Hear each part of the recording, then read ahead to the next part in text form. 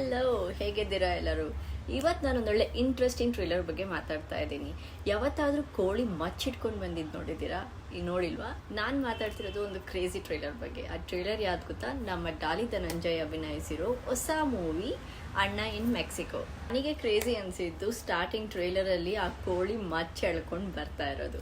ಇದೊಂದೊಳ್ಳೆ unique and interesting concept ಅಂತ ನನಗನ್ನಿಸ್ತು. ಇನ್ನು ಡಾಲಿ ಅವರು ಕ್ರೇಜಿ ಲುಕ್ಕಲ್ಲಿ ಕಾಣಿಸ್ತಿದ್ದಾರೆ.